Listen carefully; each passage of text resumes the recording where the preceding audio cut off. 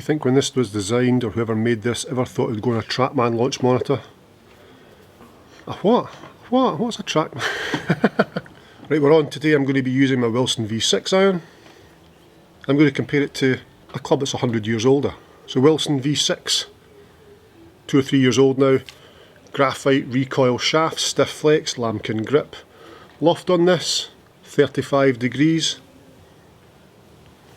Lie angle, 62 degrees. This little guy, so this is, I'd say it's over 100 years old, it's sort of 1910 round about there, is the same loft as my 7 iron, give or take, so it's 34 degrees of loft. Lie angle, 62 degrees, so we've got the same lie angle, very, very similar in loft. The only difference is length, so the length is 2 inches shorter than my current 7 iron. My current 7 iron is 1 inch longer in standard, so this is 2 inches shorter than that. So I'll make the 7 iron, my V6, play the same length as this for this test, because we're going to test them on Trackman.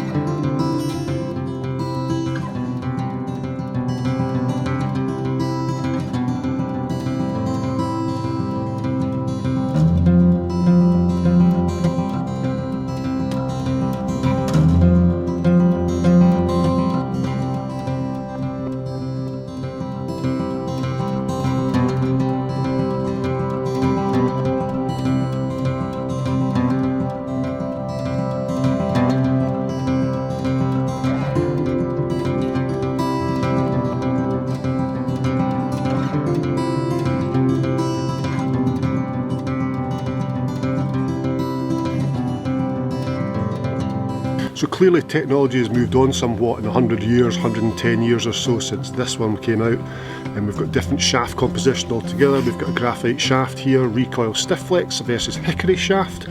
I don't know if there was any difference in tolerances with Hickory shafts. I'm guessing stick's a stick, eh? Grip, lambkin grip, some sort of wrap thing that's been put on this. I find this quite fascinating though. Before lockdown I was hitting a few Hickory shafts. I was also experimenting with left-handed. But I found the Hickory, I could get it going. I had to be a little bit more handsy. I really had to kind of whip the shaft to try and get it to work for me. I mean, it's not nearly as much give as with the shaft I've got, so I really had to work hard to get it to go. But do you know what? I like it. I expect the distance to be down dramatically, but it'll be interesting to see how far it goes. Do you know what is really weird though? It smells fantastic. It smells like a welder's bench.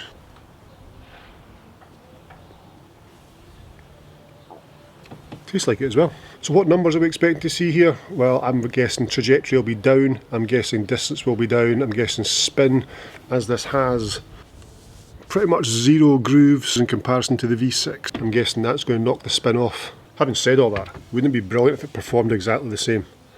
Wouldn't that be fantastic if the Hickory at the same length as the Wilson V6 or the more modern club 2020 model went exactly the same length? That would be so cool. I love that. I love that contrast of the contrast, the rusticness of this against the contrast of the modern technology of this.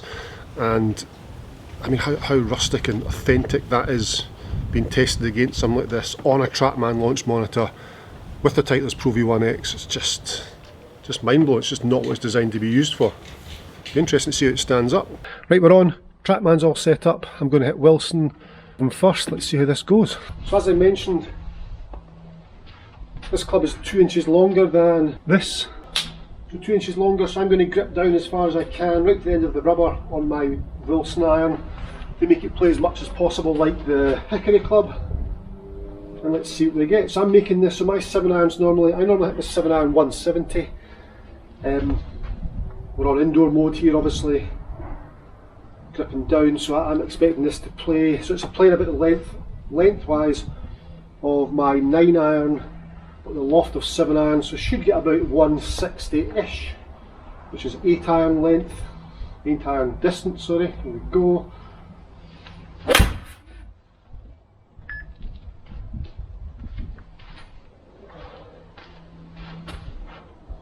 First shot, So carried 166.9, so 167, so not bad. Again, gripping down, I'm going to hit 5 balls of each.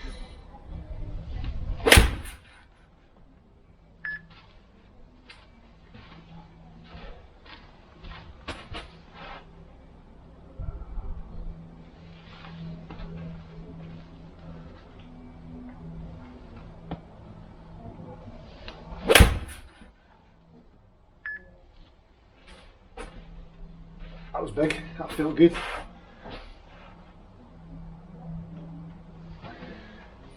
So even gripping down on my 7-iron, I'm not losing a huge amount of distance there, although we are in normalised indoor mode, so it'll play a little bit longer.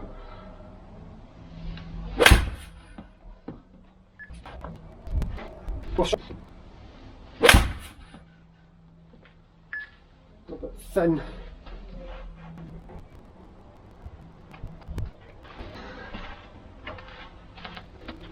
So that was pretty standard stuff.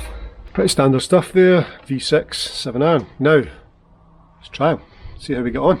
I'm going to change this to, I'm going to call this an 8-iron, just so we can see the difference on Trackman. Obviously, as mentioned, we are 2 inches shorter. I grip down as close as possible to the rubber, or to the graphite on 7-iron, which makes it play as much as possible like the Hickory. So here we go. Oh, it feels very different. Feels okay, you can hear the swoosh of the Hickory shaft, obviously much thicker. Not nearly as aerodynamic. Let's hit 5 balls with this, see how we get on. Felt good.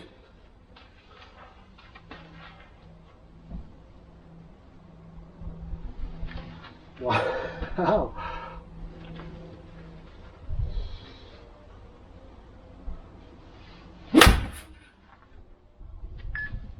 Good as well.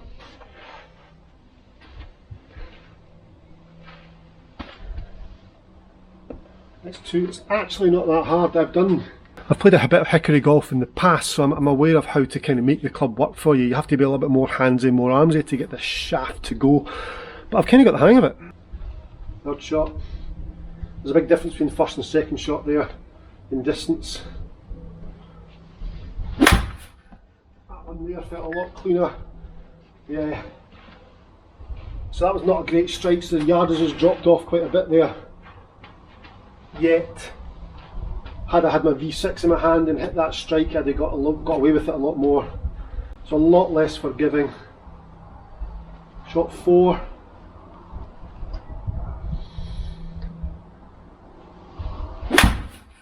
That felt good. Yep, so there's an extra 10 yards on that one compared to the last one. So a 10-yard drop in distance between good strike and poor strike. The poor strike wasn't really bad. I mean, it was still well away, but not nearly as forgiving as your V6 or your modern club. It's surprising the yardage difference. We're talking 100 years here. Final shot. Oh, a wee bit thin as well. Good though, I like it. Obviously construction, a little bit of cavity in there. Wider sole, weight in the sole to help the ball get up, so propelling it a lot better, launching a lot better, or feels as though it does, but this performed well. So now we'll have a little look at the figures and see what actually happened. Right, let's see what the figures say. Wilson V6 versus Hickory Golf Club, 110 years old. Here we go, so there's the active groups of the 2 shots. Remember the 8-iron, which is the red circle, and the blue, the 7-iron, which is blue, 7-iron being V6 and 8-iron being the Hickory Club. So you can see there from the dispersion that it was harder to keep the Hickory on line. The distance went shorter as well, but the grouping with the V6 much easier, much better. Therefore the club head to me is much more forgiving. The sweet spot on the graphite, the Hickory Club was pretty much non-existent to me. Although when you did catch it in the middle, you certainly felt it. So there was a sweet spot there, but harder to hit obviously. So 7-iron, club head speed, average club head speed was 84.4, whereas with the Hickory, the average club head speed was 85.8. So there's obviously the club head speed was up by just over a mile an hour on the Hickory club, so smaller head, although thicker shaft, smaller head, smaller club, shorter club, so there's less dead weight, so maybe that's why the club head speed was up. I personally feel as though I was trying to hit it a lot harder, knowing that it wasn't going to perform as well. I personally feel as though I was trying to hit that a little bit harder, so that may be the reason the club head speed's up. The carry with the Wilson V6, I was averaging 165.8, so 166. The carry with the Hickory 156.6, so 10 yards difference in carry.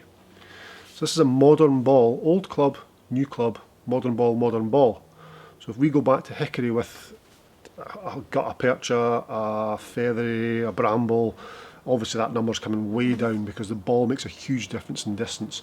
Yet this club is only travelling, with the current ball, the club is only flying or producing a ball flight.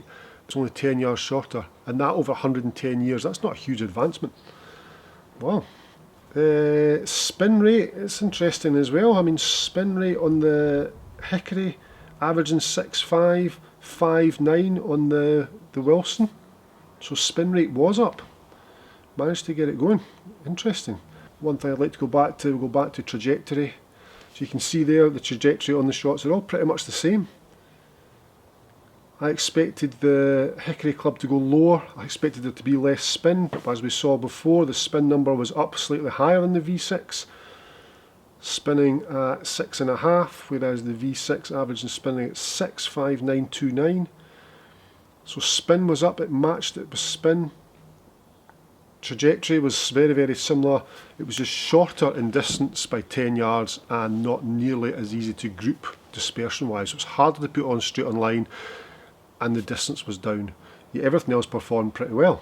But there we go, so what's our findings? Can Hickory compete with the modern day stuff? It probably can. Would you put yourself through the agony of trying to keep dispersion together, keeping the ball flight straighter and losing a little bit of distance just for the sake of playing the Hickory? No. Did I enjoy the experience? Absolutely.